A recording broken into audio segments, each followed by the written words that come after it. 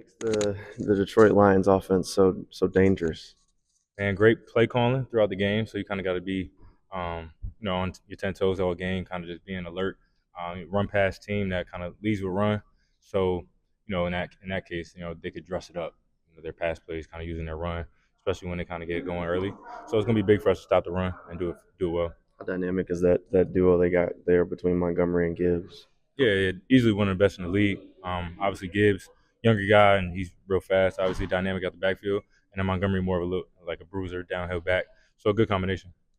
At this point in the season, is it tough to kind of manage the emotions with everything that's going on? The losses have kind of stacked up. Mm. Quarterback hurt. I mean, it almost feels like things aren't just kind of aren't going the way you want. Mm. Yeah, it's tough. I say for me, going into my fourth year and having dealt with stuff like this before, you just keep going. That's really the biggest key, and it pays off in the end. So as hard as it is to look around and kind of you know smell the flowers, as they say right now, it's not really that kind of temperature in the building. You more so just want to keep working, just deal with adversity as you need to. How would you evaluate the frustration after this loss compared to other losses this past weekend? Yeah, I mean, as a team, it's super frustrating. I think the emotion in the locker room kind of spoke to that. But as we move forward, I think it's really always something that you could hope for, especially in the NFL. Like I said, they make it so that Week 18 is something that you could play until. So, for us, we still have a chance to get where we want to go.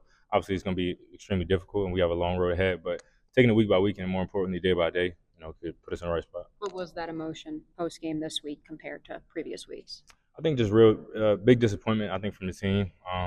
I think from a defensive standpoint, um, you know, wishing we even did more. I think we had a obviously good performance, but wishing we can make one more play, and maybe I finish the interception, little things like that. That kind of hurt going into a week, coming out of a game like that. Yeah, the saying that turnovers come in bunches. Does it feel like after getting, four of the last 2 weeks that now the dam's kind of starting to break? Yeah, a little bit. I think a lot of it is really just playing together.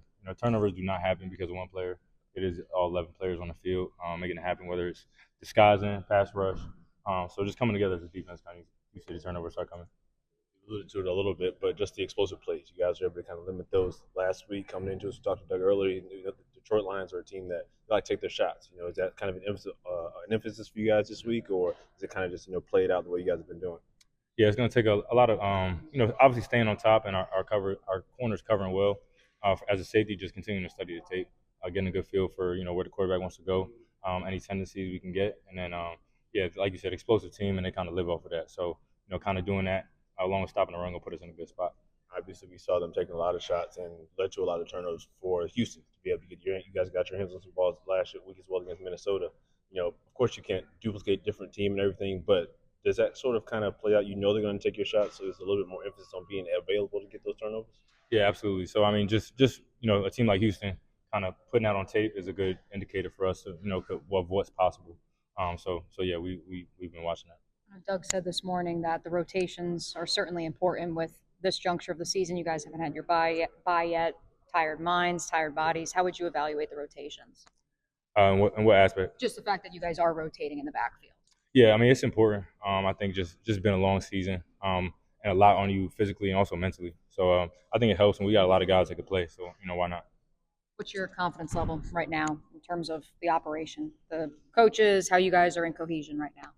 I think we in the building. I think there's a lot of trust, along the staff and players starting to really even buy in more, which is obviously from the outside in you think that it would go the other way around.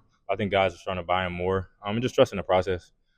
This league and life in general, you never want to check out too early, especially just because things haven't gone your way.